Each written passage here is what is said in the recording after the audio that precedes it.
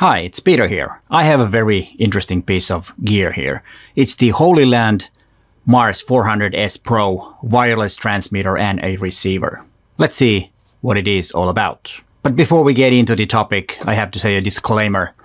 This is not mine. It was sent to me by Hollyland and I get to keep this. And I have promised to make a video about it. What is a wireless transmitter and a receiver? You attach this to your video camera and it will send the signal or the image to the receiver, which can then show it on a monitor. So simply you can watch the feed from the camera from a distance and it can be transferred wirelessly. And let's look what's in the box. Of course, there is the transmitter and a receiver, and there are also Wi-Fi antennas for both, an AC adapter for either the receiver or transmitter, so you can use it on either one. The batteries are not included. What you need to do if you want to use this with batteries, it takes NPF batteries, then you have to buy them separately. But they are very common and you can get them anywhere, and they're not very expensive either.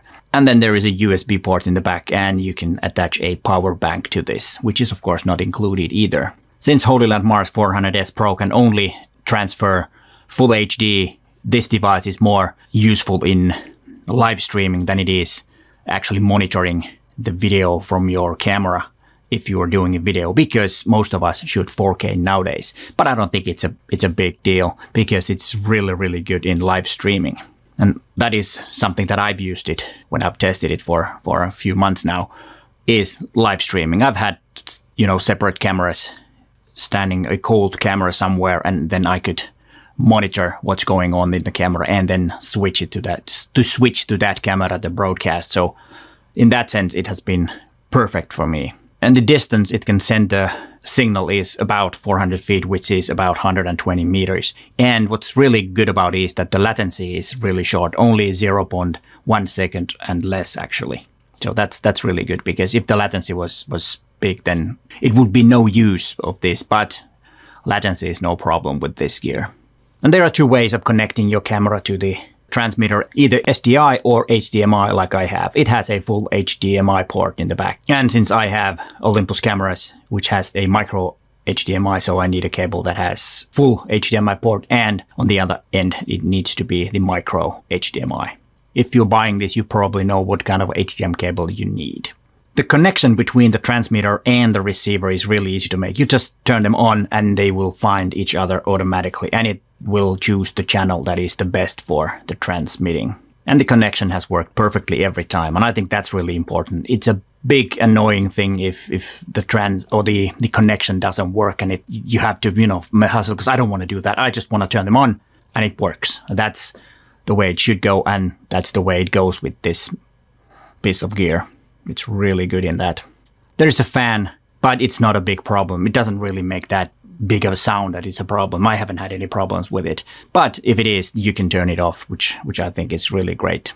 And if you don't have an extra monitor, there's a great feature. Just download the Hollyview app and you can use your phone or iPad as a monitor for your live streaming, if you use it for live streaming.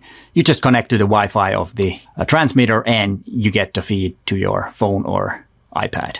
That's a really great feature. And there are also extra features in the app so that you can use zebras, etc. to make the app even better. I really like that feature. And I really like the design of this. It's easy to attach to a rig if you use those. A lot easier than the previous models. And all in all, I really like this, and I will be using it when I do live streams. Not for this channel, but for clients. And it works perfectly for those gigs.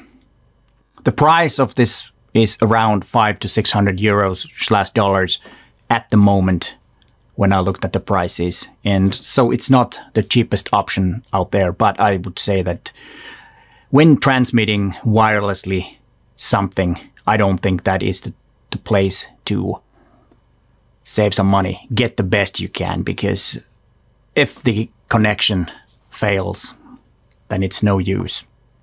But hey, thanks for watching, and bye for now.